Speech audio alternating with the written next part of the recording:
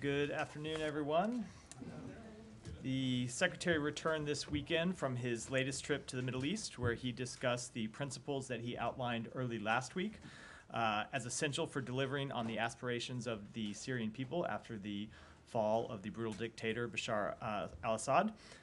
Those principles include that the transition process should be Syrian-led and Syrian-owned and produce an inclusive and representative government, that the rights of all Syrians, including women and minorities, should be respected, that humanitarian aid should be able to reach people who need it, that Syria should not be used as a base of for terrorist groups and should have peaceful relations with its neighbors, and that chemical weapons stockpiles should be secured and safely destroyed.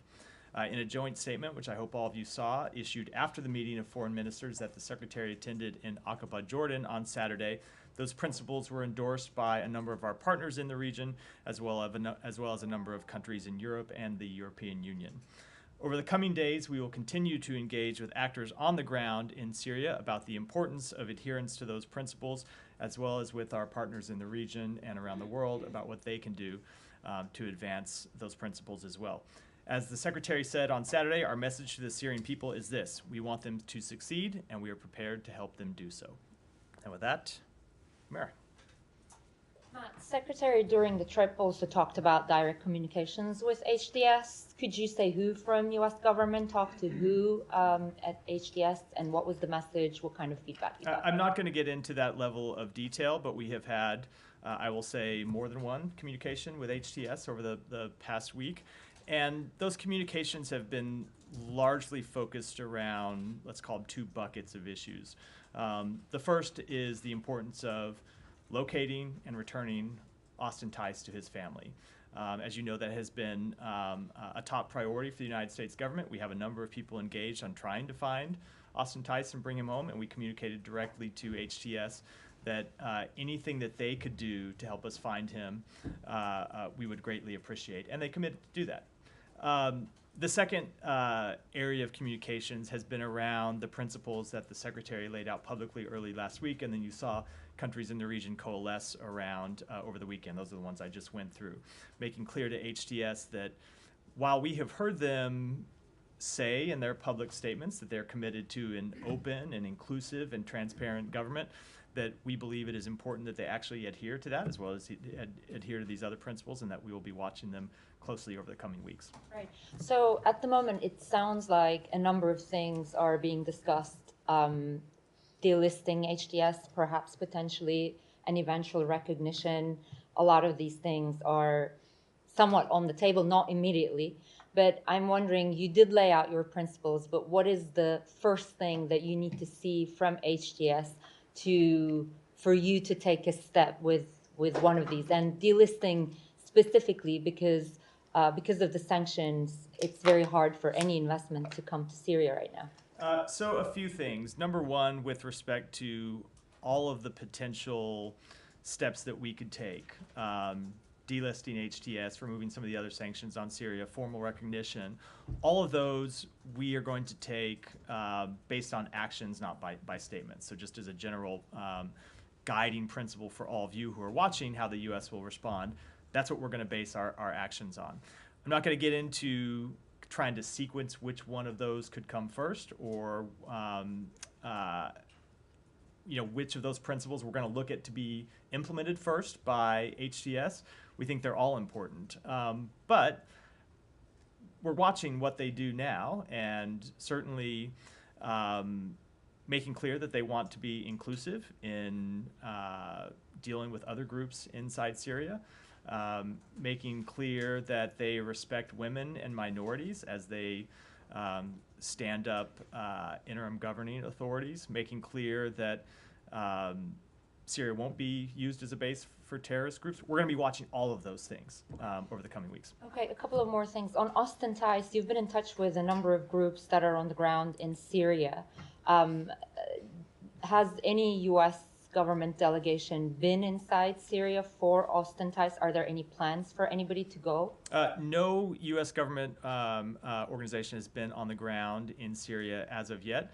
We have been in communication with groups on the ground in Syria, and that includes not just HTS, but other groups in Syria, including the White Helmets, of course, who do a lot of important work on locating detainees, and other civil society groups about the search for Austin Tice.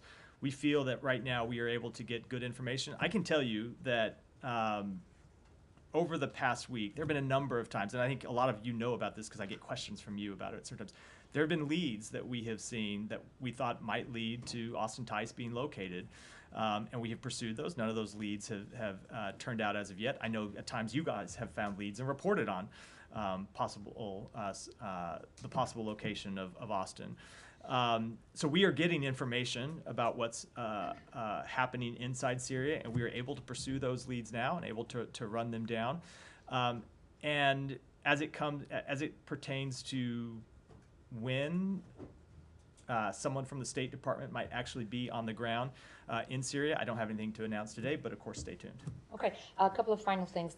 Have you have any of the information you received from the contacts on the ground in Syria, have you received anything that would reinforce your working assumption that Austin Tice is alive? I'm just not going to get into the underlying information that we have. This has obviously been something we have been watching for some time, right? We've been trying to get him home for years. And I think it's best that I not speak to kind of our underlying assessments. As the president said, we believe he's live. We're trying to locate him. I don't have any new information. Okay. And Secretary today had a meeting with the family of Ayşenur Egi, the Turkish-American woman who was killed by Israeli military in West Bank. We understand the family has asked again for an independent U.S. criminal investigation into the killing. But we understand the Secretary made no promises. So can you talk a little bit about that meeting and why the U.S. isn't basically giving that assurance that it will look into the killing of one of its citizens? Sure. I will talk a little bit about that meeting. I'm not going to talk about it in detail because it was a private meeting with the family. The Secretary in that meeting offered, once again, his deepest condolences to the family for Ayşenur's death. It was a death that never should have happened, as he has said previously. He told them that Israel has told us in recent days that they are finalizing their investigation into the matter, and he committed to them that as soon as we learn anything about the results of that investigation, we will report it to them. And then with respect to a United States investigation, it's not a matter that the State Department can undertake or a matter that we can speak to. As you know, when it comes to that type of investigation, that would be in the remit of the Justice Department. We have an independent Justice Department for a reason inside our government, so it's ultimately something for the Justice Department to speak to. And the State Department can't speak on behalf of an independent law enforcement agency as to what they may be doing or what they might do or might not do.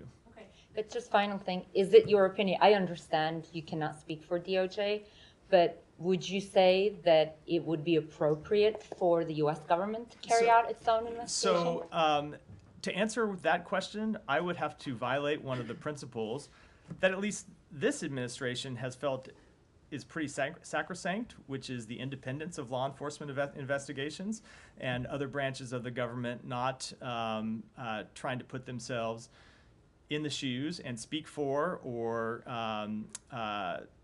encourage action by what is, for very good reasons, an independent law enforcement agency. I just want to clarify something. You just said no U.S. government organization has been on the ground in Syria since the fall of Assad. That's strictly with respect to searching for Austin Tice, correct? So there are not. Yes, of course. There is the longstanding military personnel that's been there in that counter-ISIS mission. I wasn't speaking to that. I'm speaking to with respect to diplomatic and other personnel that might have been engaged in the search for Austin Tice or other diplomatic activities. Yeah. Yeah, just to follow up on something Humaira said, and then you said the French are sending a delegation to Damas, to Syria. The Brits are doing the same. Could you just give us a reason why you would not want to, at this stage, I mean, there seems obvious reasons, but I'd like to hear you say it, why you wouldn't be sending a direct delegation rather than the context that you've had.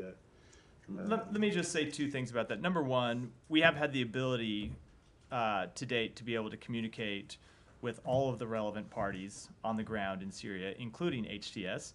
And the second thing is I'm not ruling out that we won't send personnel to Damascus. Stay tuned over the coming days. Why are you not ready to do so right now? I didn't say that we weren't. We haven't seen any as of yet, and we will continue to assess the situation. Are they on We the will. way? No, there's no one there. There's no one on the way. We'll continue to assess the situation, and when we decide it's appropriate to send personnel in, I'll come out and make an announcement about it. Another question related on Netanyahu on Sunday. The Israeli government approved the doubling of the population in the Golan Heights, which of course they've annexed.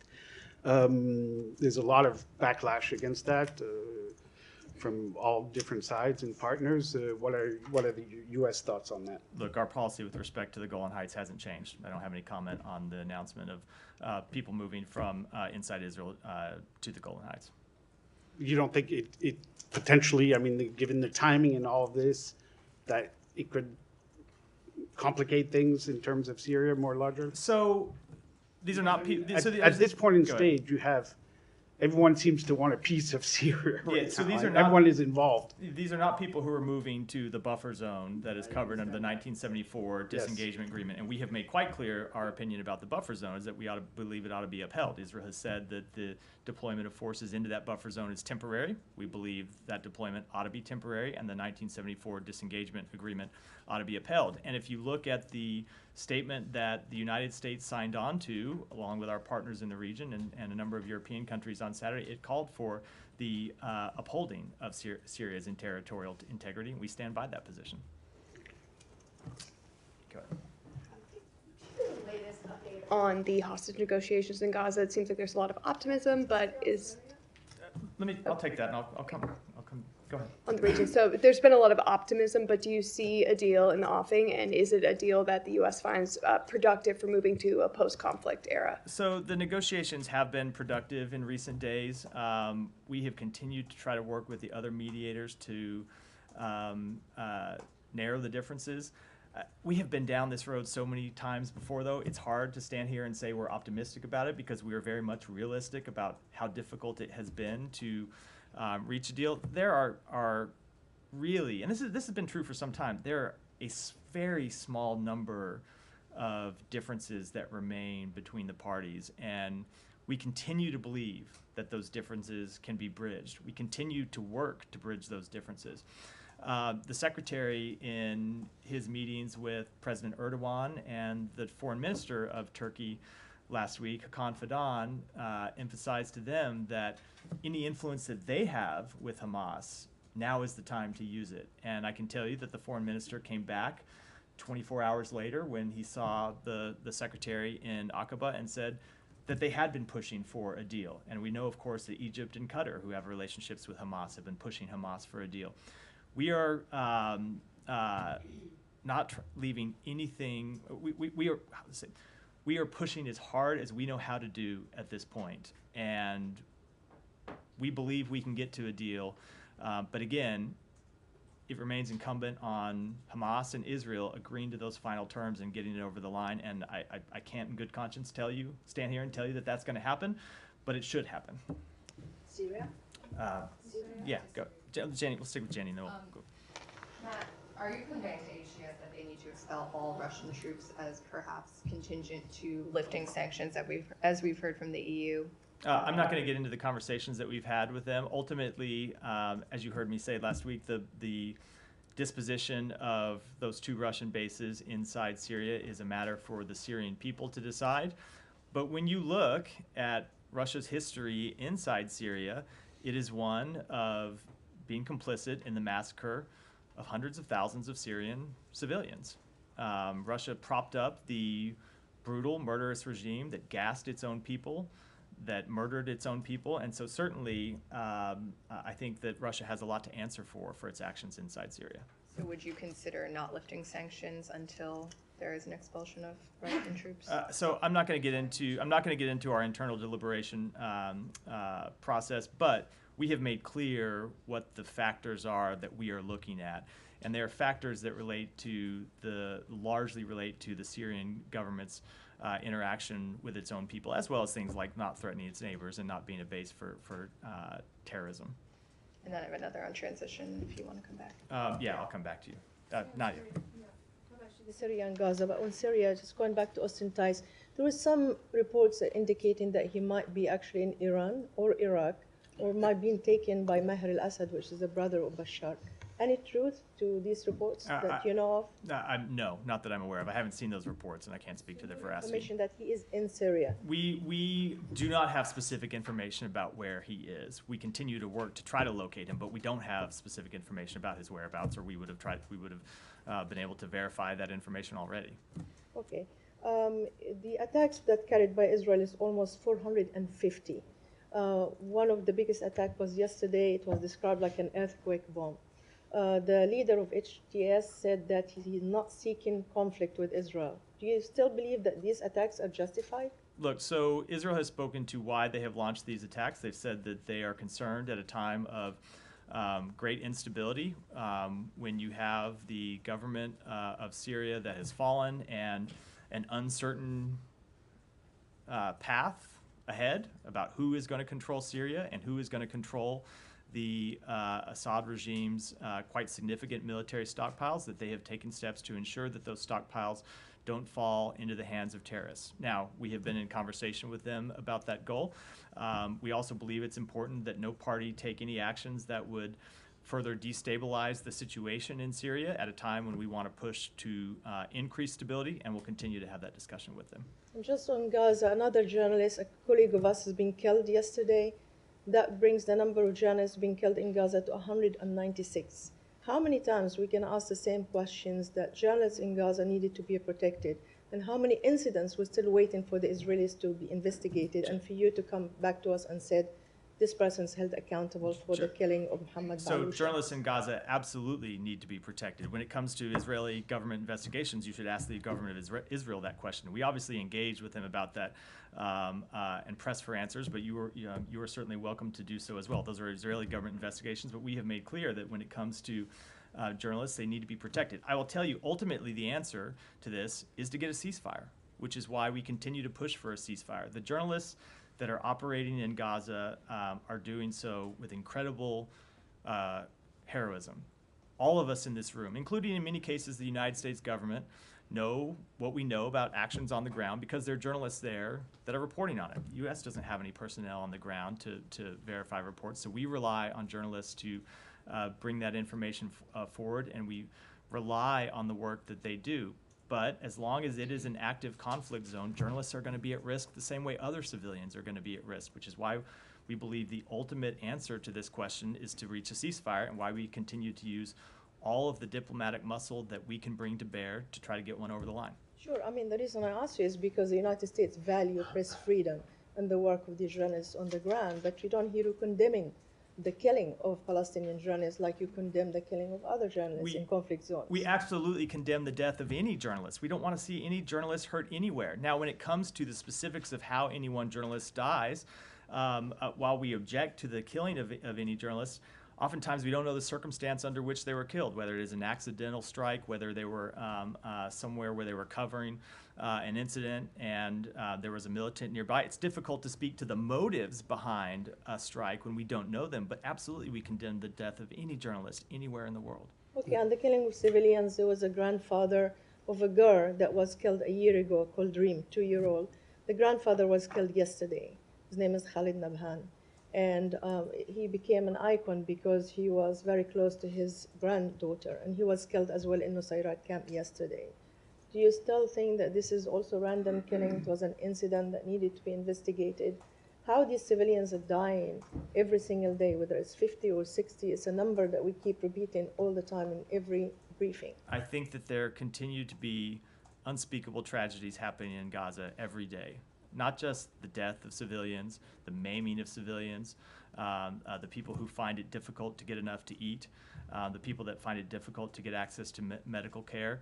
It is an ongoing tragedy, and the answer to stopping that tragedy is to reach a ceasefire, which doesn't just require acquiescence by Israel, it requires acquiescence by Hamas. And that is what has been so difficult to get over the past 7 months, well, more than that, 7 months since the president outlined the ceasefire proposal that we put on the table, but we've been pushing to get a ceasefire since long before that. There are two parties that have to agree to a ceasefire. And I know everyone always asks me questions in this briefing room about actions by the government of Israel, but there are two parties to this conflict. And they both have to agree to this ceasefire. And we will continue to push both parties to come to an agreement precisely because the tragic deaths that you laid out, quite rightfully, continue to happen and need to stop. Thank you. I'll come to just to follow up on the journalists.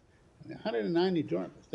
That's all by accidental, you think? I can't speak to any of those incidents without having full information. But ultimately, Saeed, every one of those deaths is a tragedy, which is why we need to stop more deaths from happening, which is why we need to get a ceasefire. No, I understand. I just want, you don't think that all of them are accidents? I don't offer. So, Saeed, I don't offer opinions based on speculation from this podium. Right. I offer them based on conclusions that we're able to reach after looking at a full assessment of incidents. Okay. Following up on the talks that you explained just a little while ago, the Israeli Ma'arif newspaper just came out with a report that basically Egypt has reached an agreement with Hamas on some sort of a transitional committee that is not Hamas, that could run Gaza and look after things and so on. Would that be acceptable to you? I'm not going to speak to that report. I'm not aware of it, but I can tell you we have been having conversations with a number of parties in the region for some time, which you know because I've spoken to them from this podium before, about what the post-conflict period ought to look like in Gaza, including what governance ought to look like. We have made clear that the status quo as it existed before October 7th cannot continue. Gaza cannot continue to be governed by Hamas.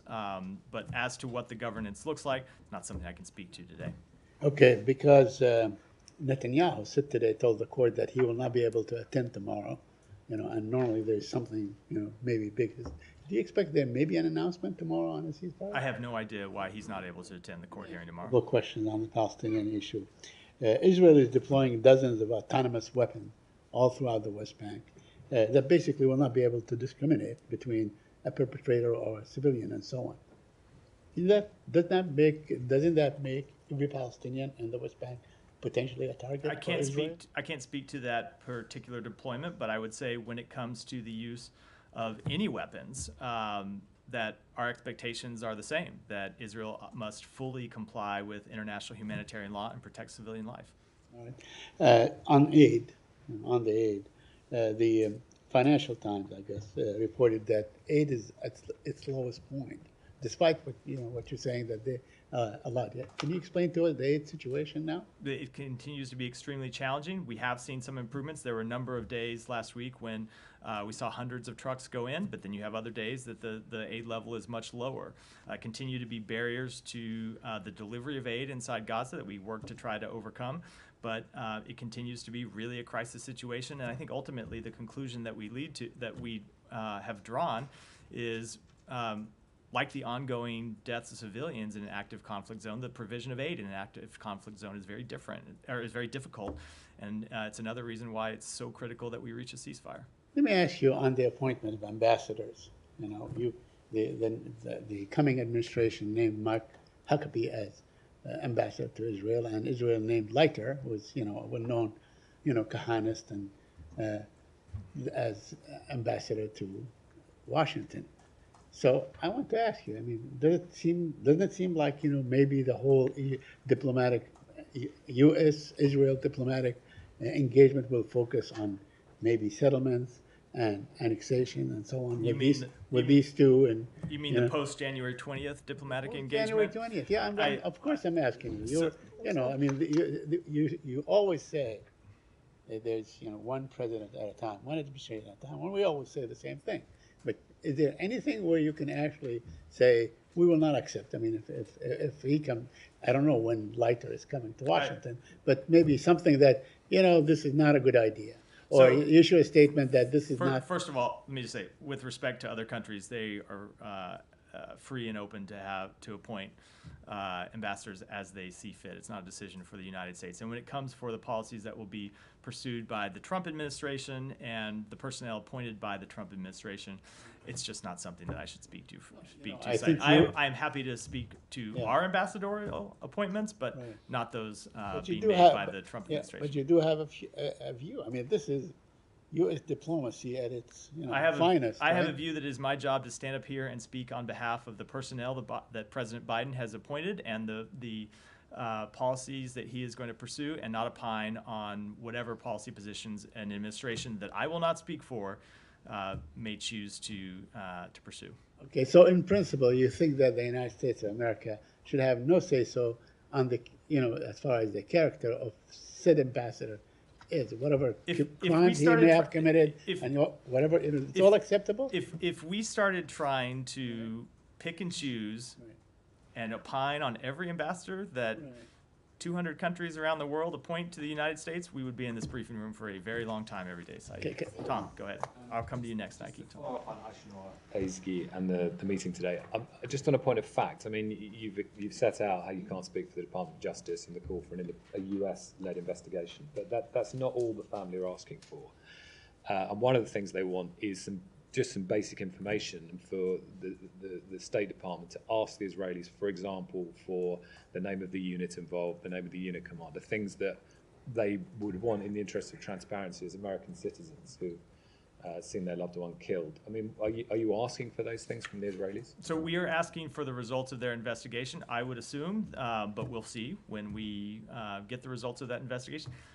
You would expect that an investigation would talk about the unit that was involved as well as the things that have happened. We will see what's actually in that investigation when we get the report from the government of Israel, but what we committed to the family is that we will brief them as soon as we get those answers. Some of these things are quite basic things that aren't the result of an investigation. I mean, knowing the unit involved is a very basic piece of information. I hear you, they but don't even know that the US could ask the Israelis now. I hear you, And- but look, they're in the middle of an investigation, well, I shouldn't say in the middle, they're near the end of an investigation where we expect that they're going to come to us and brief us on the results of that investigation. And if we don't get satisfactory answers to the questions that we have asked of them, of course we will continue to press them for more information. Saeed, is there something you'd like to share with the rest of the class over there? I'm looking at the ministers that are being appointed fair. to run Syria. So Maybe, maybe you ought to take a second look at that. Maybe on silent mode, not silent, for the yes. not for the rest of us. Yeah. To continue, do you have any sympathy with an American family who look at this situation and, in their view, see differential treatment? Because, here you have an American that's been killed by a strong ally of the United States, which is armed by the United States. Those weapons go into the West Bank. They go into the use of live ammunition against civilian protests in the West Bank. And yet they believe that nothing is being done. They said they walked out of that meeting today and felt no further sense of optimism after the meeting with the Secretary. Do you have any sympathy with that Of frustration? course we have sympathy for the family. And the Secretary said that directly to the family. And if you heard the Secretary's public comments, not just what he said privately to the family, but you all heard his public comments after she was killed, when he made clear that her death was unacceptable, that it was an avoidable tragedy, that it was something that should not have happened and should not happen again, and that we will demand answers from the government of Israel. And we are demanding answers from the government of Israel. Now, we also respect that when there is an ongoing investigation, it's appropriate to get those answers at the end of that investigation, not in the middle. That's the same thing our law enforcement agencies and our military would do, by the way, if they were responsible for the death of a citizen of another country. They would complete an investigation and then talk about what they've found when that investigation ended, not when they were in the middle of it. Now, if we don't get appropriate answers to the questions that we have put to the government of Israel when we're briefed on the outcome of that investigation, we will absolutely go back and demand more. We 100% understand why Eisenhower's family is demanding answers and is demanding accountability, and so are we. We are doing it on her behalf, and will continue to do so. And I cannot in any way imagine the tragedy that they have had to go through. And I would be every bit as angry if as they are if I were in their shoes. I guess their frustration is about, of course, what they see as the absolute injustice of her being killed by a military force while she's at a civilian protest. Not just that, but about the fact that she was an American citizen and they don't see their own government, in their view, doing enough. And I am pressure. I am in no way going to quarrel with anything that they have said, because if I were in their shoes, I would absolutely be demanding accountability, and I would be pressing my government for answers as well, and they were absolutely right to do so. And what I can tell you is that we are demanding accountability. We are pressing the government of Israel for answers, and as soon as we have those answers, as soon as that investigation is complete, we will provide them to her family. Okay, and it's just that then goes to the wider issue, which is, and again, the attorney for the family says this: we have been here so many times before, Shireen Abu Akleh, Rachel Corrie, Omar Assad, where American citizens killed by the Israeli military, and you have said the same things. You've said we'll wait for the outcome of the investigation. In the case of Shireen Abu Akleh, in the end, you said that you got the Israelis to change their rules of engagement. But here we see live ammunition used against a civilian protest in a village that has seen their land taken away by an illegal settlement outpost. So they say this is systematic. This is, the use of live ammunition against civilians, and it's been going for a very long time. This is your ally that you arm, and still nothing changes. And we have made clear to them the outcome was unacceptable. We have made clear to them that they need to look at their rules of engagement, and we will continue to press that with them. Nike. United Nations Special Envoy for Syria, Palestine, has called for ending the sanctions on Syria to facilitate reconstruction. Is the United States prepared to support their efforts in the United Nations Security Council? And do you have any meetings to preview? I don't have anything to preview today with respect to any of the sanctions that we, as the United States or other entities, have imposed on either the government of Syria, the former Syrian regime, or with respect to HTS as a terrorist organization. But we have made clear the principles that we want to see the transition process and a new government adhere to. And before we make any kinds of decisions about recognition or about lifting sanctions, we want to see their actions actually adhere to those principles. We want to see them take actions on behalf of the Syrian people. And we're going to make our decisions when it comes to sanctions posture, when it comes to recognition posture, when it comes to all the tools in our toolbox, based on what we see from HDS and other actors on the ground in Syria. But given some of the conditions on the ground has changed in Syria, including some of the ground conditions stipulated in the United Nations Security Council Resolution 2254 has changed.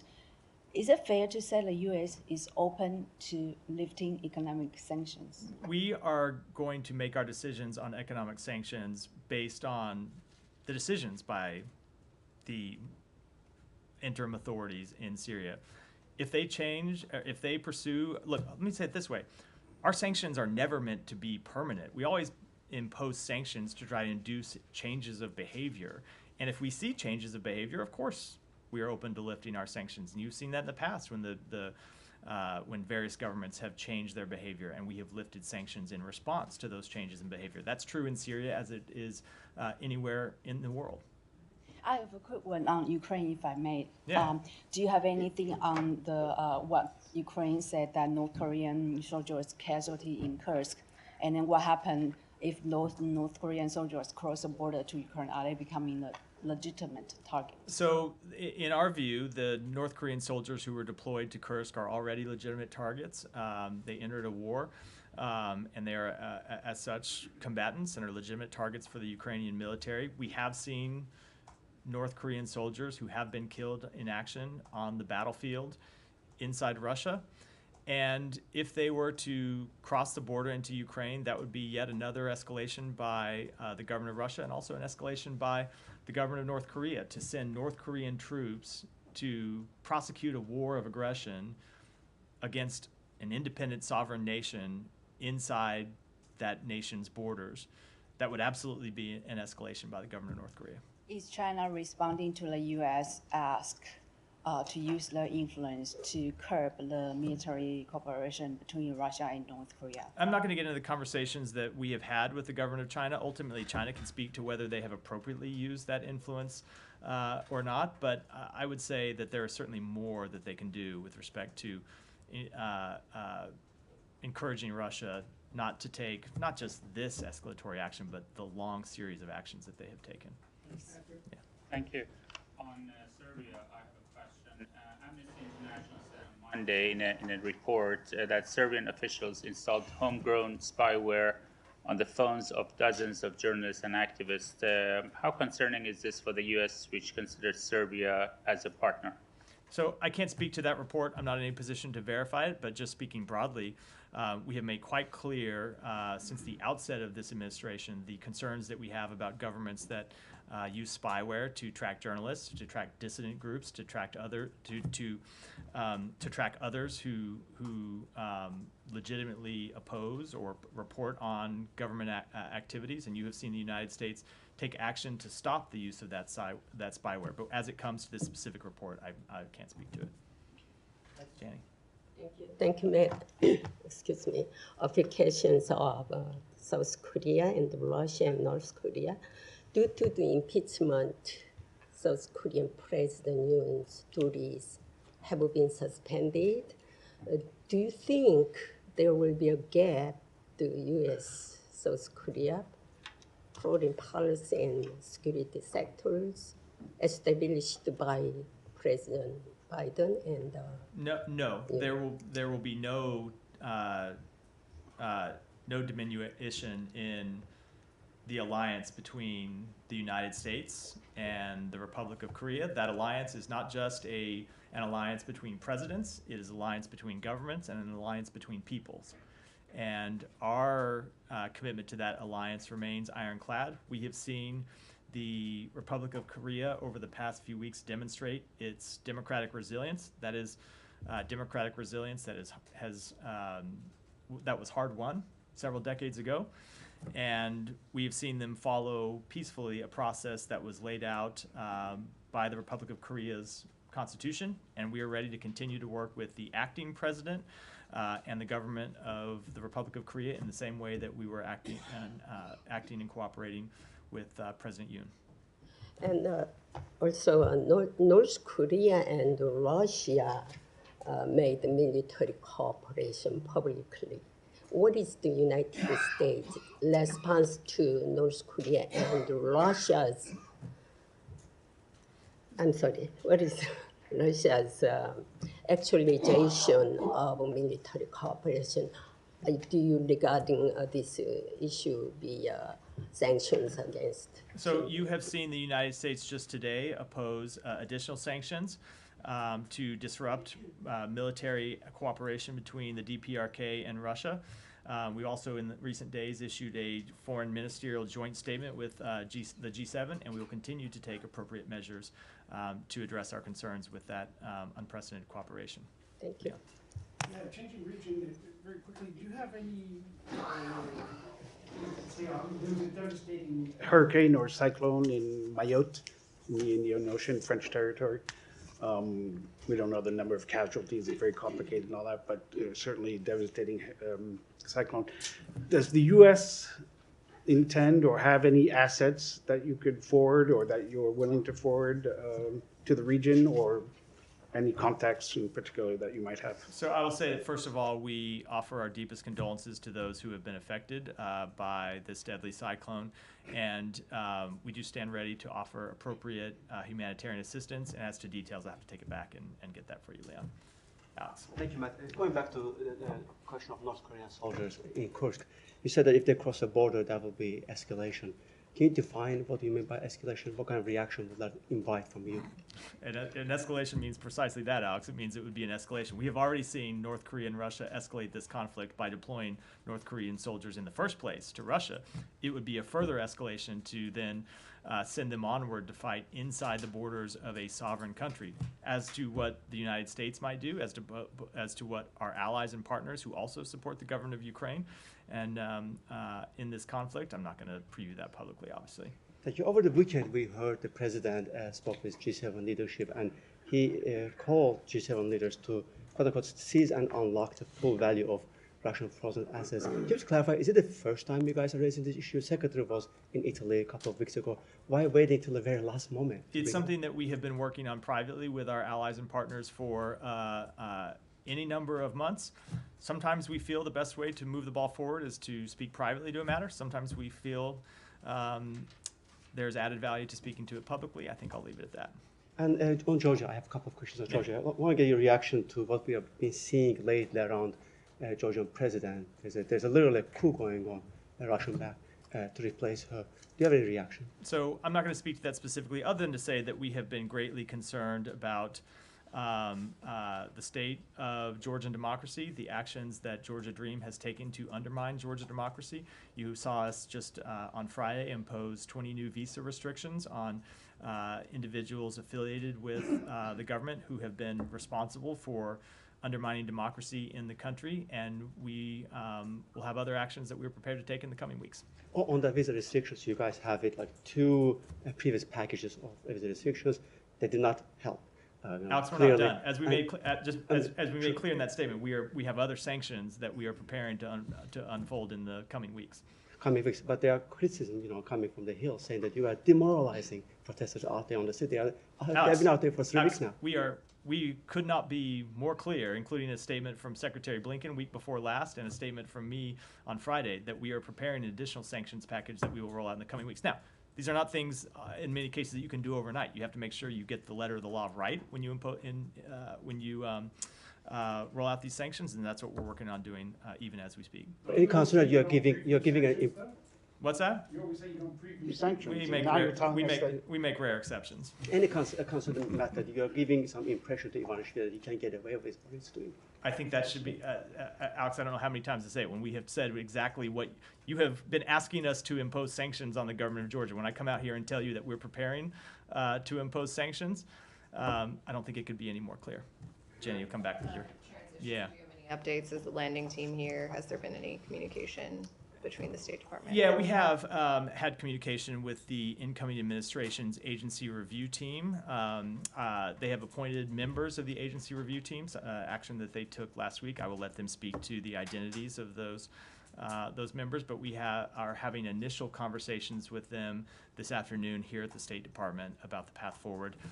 We will reiterate to them, as we have been reiterating publicly for some time, that we stand ready to do everything that we can to support a successful transition. Is that more of a policy-focused conversation, more logistical? So the initial meeting always, and I can tell you I've worked on 2 transitions, always the initial meeting of this nature is more of a logistics question, because people come in and they want to know that they want to know what resources are available to them. They want to map out a series of meetings. Oftentimes they have requests for information that they put to the incoming administration, and they will prioritize what is most important.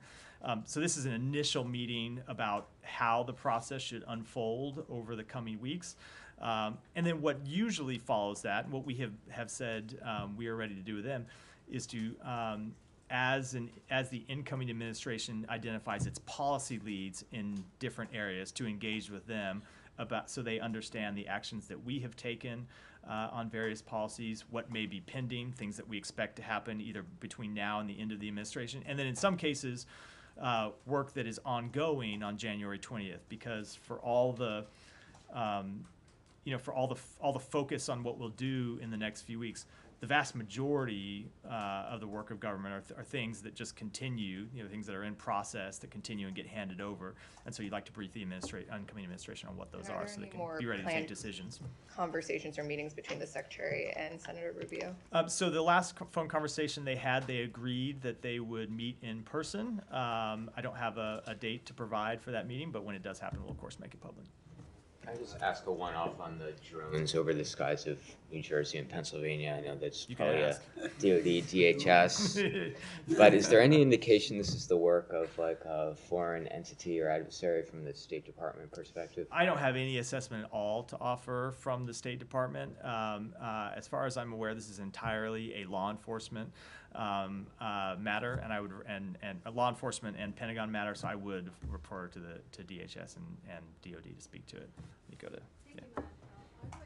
Questions on Syria, but first I want to ask a quick question about Secretary's meeting with Ayşe Egi today. Is there a reason why this meeting was not included in the Secretary's public schedule today? Usually we don't make meetings with private individuals public on the Secretary's schedule. We put meetings, there are exceptions that we put meetings with foreign governments, we put meetings with organizations, but in the past when the Secretary has met with private individuals, we don't put it on his schedule. That said, and we also try to respect the wishes of the family who don't always want the meetings to be public, and we don't talk about meetings if the family doesn't want us to talk about them. But then when we have meetings that they are comfortable with us speaking to, I'm free, as I am in this case, to come out and speak to it publicly. Okay, one more on Syria, please. A couple more on Syria. Secretary Blinken said in Ankara last week that there is a broad agreement with Turkey and the US on Syria. I wondered, is that include the northeast Syria, because you have a major disagreement because of the US's support for the YPG, which Turkey considers the Syrian branch of the PKK, a designated terror group by both the US and Turkey. So this continues to be an extremely delicate and extremely difficult issue that we are working on with our Turkish counterparts, and it was the conversation. It was a large part, not all, but a large part of the conversation between Secretary and his Turkish counterparts. Is when it was, of course, a conversation at the meetings in Aqaba over the weekend. Look, we understand Turkey's legitimate right to go after a designated terrorist organization, which the United States considers a terrorist organization as well. We consider the YPG. I'm speaking with respect to the PKK. YPG is widely accepted, considered as the Syrian branch of the PKK. I understand. We have designated the PKK, and we respect their right to go after that organization. I will just say what we have made clear to all the parties that we have engaged in on this issue, that Syria is in such a fragile state right now that we don't want to see any party take an action to pursue their own unilateral interests over the broader interests of the Syrian people. That this is a time to increase stability, not to further devolve into sectarian fighting. And in addition, the SDF does incredibly important work in the counter-ISIS coalition, a coalition of which Turkey, of course, is a member. It is in the interest of the United States, it's in the interest of Turkey, it's in the interest of the Syrian people and all the countries in the region that ISIS not rear its head again, that the ISIS fighters who are being held in SDF custody not be released. And so we're going to continue to work through that. It is an extremely difficult issue, but we're going to continue to engage with our Turkish counterparts. I suspect it's something we'll be talking to them about this week. It's an important partner in the fight against ISIS or Daesh, I might say. But Turkey has been telling you that, if you want to fight ISIS, work with us instead of, using one terror group against the other. And Turkey is your NATO ally. Why don't you work with your NATO ally instead of a group that your NATO ally designates as a terror group? So we have been discussing this with our NATO ally and trying to come to the best path forward. But as I said, even considering Turkey's very legitimate national security interests at this delicate time, what we are trying to avoid is Syria devolving once again into sectarian fighting. Just came through the collapse of a regime that presided over a brutal, years-long civil war, and we don't want to see any actions that would further destabilize the situation and further lead to the suffering of the Syrian people. Does it include the actions by Israel? We have made clear to all parties that we want to see actions that promote stability, not promote instability. Every party in the region. Yeah. Thanks, Matt. Because you use the words, no party should take any actions or any actions that are unilaterally in the interests of that other party over the broadest interests of the Syrian people. There's no way that you could then see what Israel's doing that's not a unilateral action in the interest of it. So first of all, we have made that clear to every party, including the government of Israel. I'm not sure that just to argue with the kind of the logic train that you presented, I'm not sure that increased weapons stockpiles sitting around Syria is necessarily something that's in the interest of the Syrian people at the end of a brutal civil war when they have seen those weapons stockpiles turned on their own people. What about the territory that is being invaded by Israel, that is the buffer zone? And we have made quite clear that we believe that action ought to be temporary. Israel has said, and they can speak for themselves, that they took the action because they saw the Syrian army withdraw from that buffer zone, and it created a vacuum that could be filled by terrorist groups. They have said it's temporary. They can speak for themselves. We have made clear that we believe it also ought to be temporary. In Washington later today, the Syrian embassy is raising the opposition flag. My understanding is you guys signed off on that. I have seen that reporting. I don't know what it comes from. We don't control that building. We don't control the operations that happen there. So the raising of a flag is a decision that's made by the Syrian permanent representative to the United Nations. And you haven't recognized that new flag? We have not, no. We have not. Tom, come back to you. There's no change in status of the Syrian embassy in Washington, D.C. No, there is not. I think there's probably an erroneous kind of thing that's circulating online suggesting it could be reopening, but I mean, this obviously won't happen. So. No change. Humeric, go ahead. Yeah. So you're saying that the destruction of Syrian arms and the Syrian army is actually in the benefit of the Syrian people? I just want to. That is not what I said. I so said what that did you say on this? I said this is what the way the government of Israel has explained the actions that they are taking. I was just interrogating, as I said, the logic train of Willie's question. But you said something akin to, I think that the arms and so on that were used against the Syrian people, that would be to their benefit. That's what you're saying? That's not what I said. Go ahead, Humeric. Just on SDF and Turkey-backed SNA fighters, the United States brokered a ceasefire between them last week, largely focusing on Manbij. That seems to have ended today. Could you first confirm that and tell us if there are any U.S. efforts to extend it? So I can't confirm that, but what I can say is that we continue to engage in very intense diplomacy with all the parties in the region, the parties in northern Syria, our Turkish allies, about anything that we can do to increase stability in northern Syria. And as I said, try and avoid any actions that would lead to the SDF being distracted from their important fight against ISIS. Right. I'm not gonna. I get the point of the question, but I'm just not going to get into the underlying details. I can just tell you it's something that we are actively engaged in. Okay. Without saying more. This seems to be a short-term ceasefire thing. Is the U.S. involved? Are your conversations also targeted towards achieving something more permanent between those parties there? So in the immediate term, we want to see the situation stabilize. Long term, of course, we want to see a Syrian government established that has full control of the entirety of its territory, that governs in a way that is inclusive of all the organizations, all the various ethnic groups inside Syria. But obviously, we're a long way from that today. Nick, go ahead, and then we'll wrap today. Question. There was a report that the U.S. would raise a new Syrian flag over the embassy here in D.C. Is that accurate? No. So I was referring to that somewhat. It's not an action that the United States approved. We don't have control of that facility. It's not a facility that is under our control. We don't decide what flags are raised or lowered there. that is a facility that, to my understanding, is controlled by Syria's permanent representative to the United Nations, and they make those decisions. So, with that, wrap for today. Oh, yeah, go ahead. One more. Sorry, one more. Quickly, on the in Syria, the Israeli military's actions in Syria, is there any concern on the part of the U.S. that this could interfere with the search for Austin Tice or perhaps harm Austin Tice? There's some reporting now that the family has reached out to Netanyahu's office to request that they pause operations. I'm not aware of those conversations. I can't speak to any concerns that we have about it. But obviously, we continue to be intensely focused on trying to find him and return him home. Thanks, everyone.